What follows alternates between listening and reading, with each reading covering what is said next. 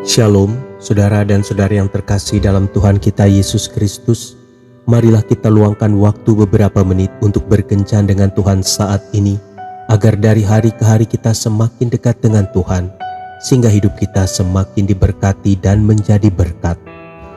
Pembacaan dari kitab Amsal bab 30 ayat 8 sampai dengan 9. Jauhkanlah daripadaku kecurangan dan kebohongan. Jangan berikan kepadaku kemiskinan atau kekayaan. Biarkanlah aku menikmati makanan yang menjadi bagianku, supaya kalau aku kenyang, aku tidak menyangkalmu dan berkata, "Siapa Tuhan itu?" Atau kalau aku miskin, aku mencuri dan mencemarkan nama Allahku. Demikianlah sabda Tuhan. Syukur kepada Allah. Saudara dan saudari yang terkasih dalam Tuhan kita Yesus Kristus, ada seorang raja yang merasa tidak bahagia di dalam hidupnya.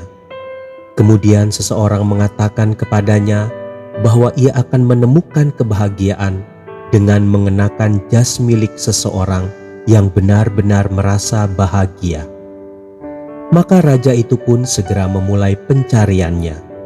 Ia mengetuk pintu seseorang yang sangat kaya, karena menurutnya orang itu pasti bahagia. Namun usahanya gagal. Ia pun mengunjungi sekolah-sekolah tinggi dengan anggapan bahwa orang-orang terpelajar yang ada di sana pasti merasa bahagia karena kepintaran atau hikmat mereka. Tetapi kali ini pun ia tidak berhasil. Akhirnya seorang buruh pabrik melintas di depannya sambil bernyanyi-nyanyi sekaligus melakukan pekerjaannya. Raja pun berpikir dalam hatinya, ia pasti orang yang berbahagia. Lalu raja berkata kepadanya, "Jualah jasmu kepadaku, dan aku akan memberimu 1 tas penuh emas." Tetapi buruh pabrik itu hanya tertawa dan berkata, "Aku sangat senang memberikan jas itu, Tuan. Tapi masalahnya, aku tidak mempunyai jas."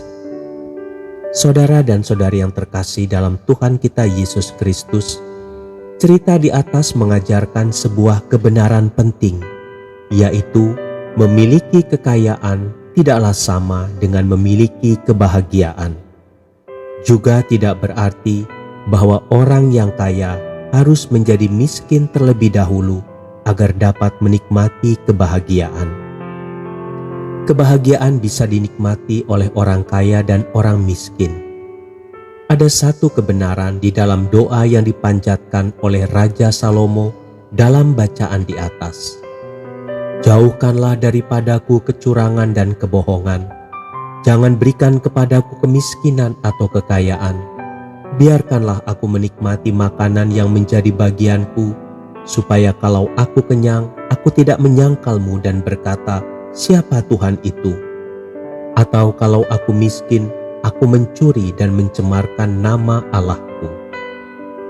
Saudara dan saudari yang terkasih dalam Tuhan kita Yesus Kristus, mungkin kita pernah berpikir bahwa orang kaya atau mereka yang sukses dan memiliki segalanya adalah orang yang merasa paling bahagia. Tetapi kenyataannya tidaklah selalu demikian. Ada orang-orang kaya yang mati dalam ketidakbahagiaan, sekalipun mereka memiliki segalanya. Atau kita berpikir karena orang miskin itu hidupnya lebih sederhana, maka mereka tidak akan dipusingkan dengan berbagai hal. Namun banyak juga orang miskin yang sangat tidak bahagia, dan mereka selalu merindukan untuk menjadi orang kaya.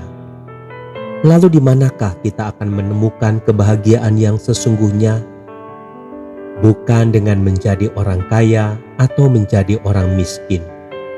Kebahagiaan sesungguhnya terletak pada hati yang merasa puas dan selalu bersyukur atas karunia Tuhan dan berkat-berkat yang Ia percayakan kepada kita.